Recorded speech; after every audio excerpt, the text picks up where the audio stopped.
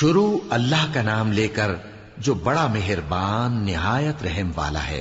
الف لام میم را۔ اے نبی، یہ کتاب الہی کی آیتیں ہیں اور جو کچھ تمہارے پروردگار کی طرف سے تم پر نازل ہوا ہے حق ہے، لیکن اکثر لوگ ایمان نہیں لاتے۔ اللہ وہی تو ہے جس نے ستونوں کے بغیر آسمان جیسا کہ تم دیکھتے ہو اتنے اونچے بنائے، پھر عرش پر جلوہ افروز ہوا اور سورج اور چاند کو کام میں لگا دیا۔ ہر ایک میعاد معین تک گردش کر رہا ہے۔ وہی دنیا کے کاموں کا انتظام کرتا ہے۔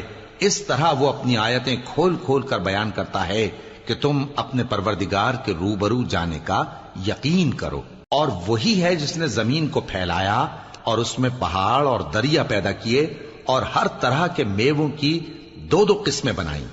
وہی رات کو دن کا لباس پہناتا ہے۔ غور کرنے والوں کے لیے اس میں بہت سی نشانیاں ہیں۔ اور زمین میں کئی طرح کے قطعات ہیں ایک دوسرے سے ملے ہوئے، اور انگور کے باغ اور کھیتی اور کھجور کے درخت۔ بعض کی بہت سی شاخیں ہیں اور بعض کی اتنی نہیں ہوتی، باوجود کہ پانی سب کو ایک ہی ملتا ہے۔ اور ہم بعض میووں کو بعض پر لذت میں فضیلت دیتی ہیں، اور اس میں سمجھنے والوں کے لیے بہت سی نشانیاں ہیں۔ اگر تم عجیب بات سننی چاہو تو کافروں کا یہ کہنا عجیب ہے کہ جب ہم مر کر مٹی ہو جائیں گے تو کیا اثر نو پیدا ہوں گے؟ یہی لوگ ہیں جو اپنے پروردگار سے منکر ہوئے ہیں، اور یہی ہیں جن کی گردنوں میں طوق ہوں گے، اور یہی اہل دوزخ ہیں کہ ہمیشہ اس میں جلتے رہیں گے۔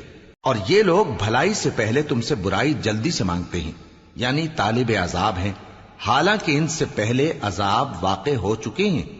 اور تمہارا پروردگار لوگوں کو باوجود ان کی بے انصافیوں کے معاف کرنے والا ہے، اور بے شک تمہارا پروردگار سخت عذاب دینے والا ہے۔